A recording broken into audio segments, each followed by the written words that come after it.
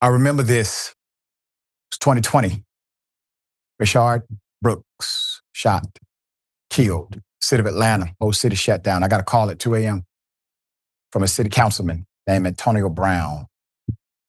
We were there at about 2:45 a.m. on the scene. Protests had already started. Streets had already shut down. It was outside of a Wendy's.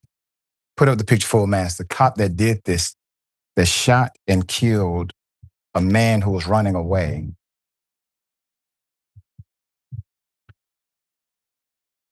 has now assaulted somebody else. Garrett Roth, the Atlanta police officer who shot and killed Rayshard Brooks in 2020, is in the headlines again after allegedly assaulting another black man working at a bar in Atlanta's Midtown neighborhood early Sunday morning.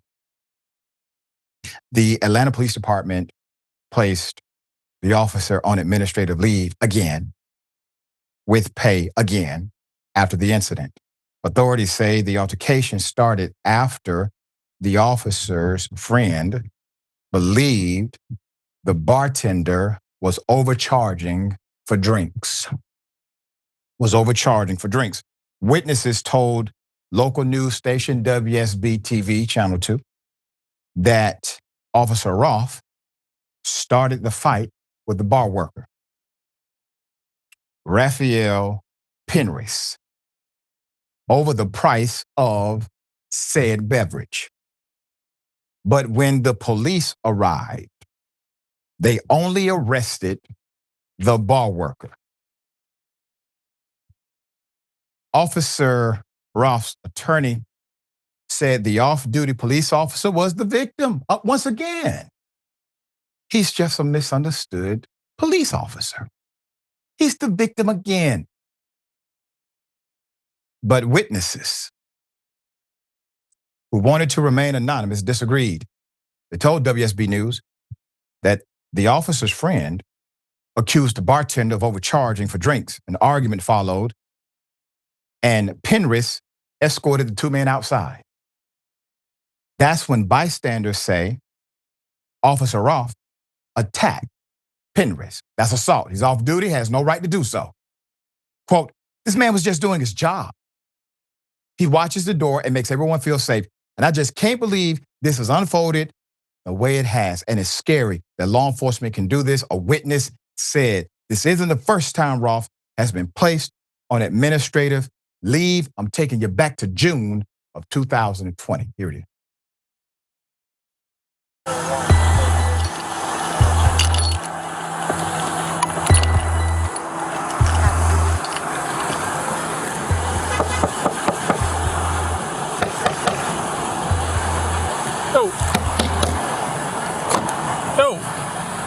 What's up, my man? Hey, come in. Now. All right. Don't go back to sleep. Just go over there. I got you. Okay. All right. Thank you. I said, how much have you been drinking? Just a couple. That's one. I had 1.5. That was it. So, is it a couple, or is it one, or is it 1.5? I think you've had too much to drink to be driving. Put your hands behind your back for me. Here, put your hands behind your back.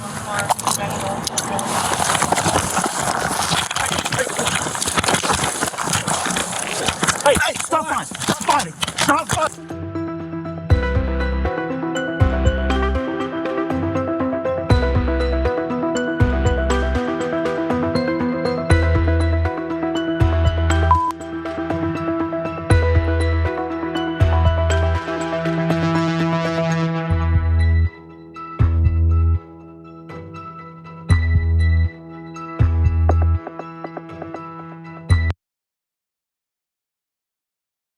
I want to remind everyone, Mr. Brooks was running away.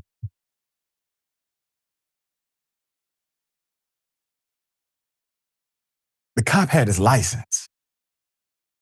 The cop had Mr. Brooks' license. He had all of his information. He had Mr. Brooks' vehicle. He had tactical command of the location. Mr. Brooks ran into a wooded area. Where was Mr. Brooks going? Where was he going? You had everything you needed in order to effect an arrest that same night if you went home or to a family member's home. You could have created a perimeter. to make sure that there was a proper search. I mean, if you want to go that far for a possible DUI charge, fine. And then the argument was, well, Mr. Brooks had grabbed the taser and the officer was in fear for his life because the taser is a lethal weapon. Really? According to the United States Supreme Court, it's a non-lethal weapon. According to the manufacturer of the device, it is a non-lethal weapon. And according to your training, in order to be taser certified, you have to be tasered your damn self, making it a non-lethal weapon. And all of a sudden, the non-lethal weapon becomes a lethal weapon. And then the argument was, well, Mr. Brooks could have shot the taser and hit the officer in the head, and somehow that would have killed the officer. Really? A guy with no training on the taser, running away, not looking where he's pointing, somehow is going to hit a part of your body that represents less than 3% body mass. That's what's going to happen. That's the narrative you spin.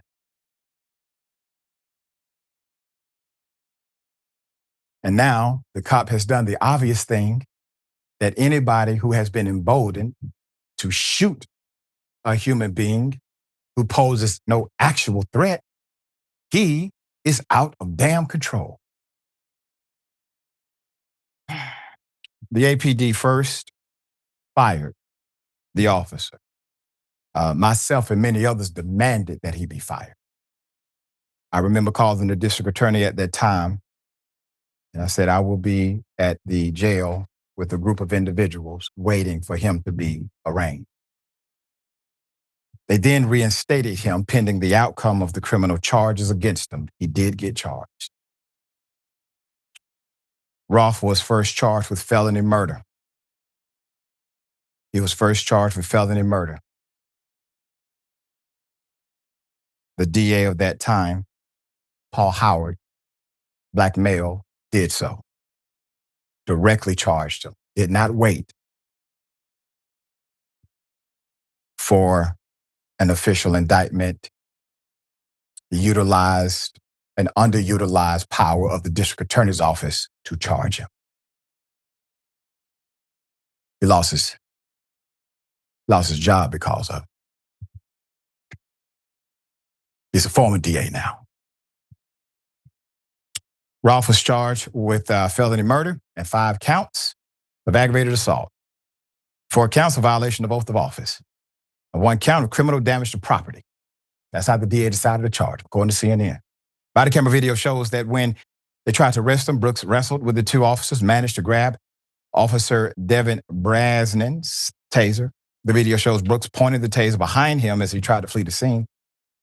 Officer Rolfe then gunned Brooks down. Both Rolfe and Brasnin, the DA arrested both of them at the time, and they were released on bond. Charges were eventually dropped against both of them. People have never forgotten this case. Quote, justice for Rayshard Brooks. The streets aren't safe with this racist cop on them. One user next posted, not this cop again, another ex-user said. And it seems as if this now off-duty cop in probably a drunken bar situation gets a black male arrested because, well, it seems like somebody's back in the blue. All right. Jackson, thoughts here? Well, at the end of the day, it's the lives of American citizens should be worth more, should be treated with more care than to just, the first thing is to shoot them.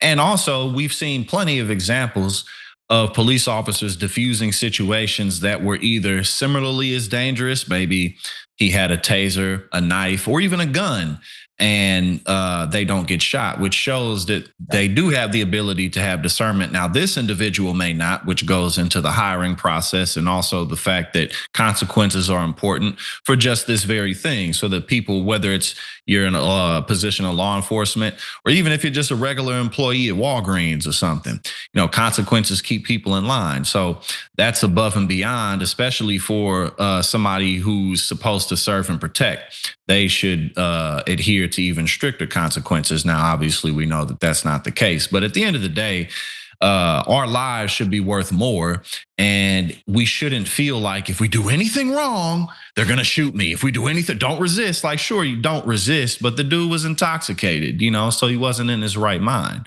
But yeah, we shouldn't be afraid of the people who are supposed to protect and serve us. That's right. Well said. We'll bring you updates. I'm hoping there will be a major update to remedy this injustice that has happened to this brother in this situation.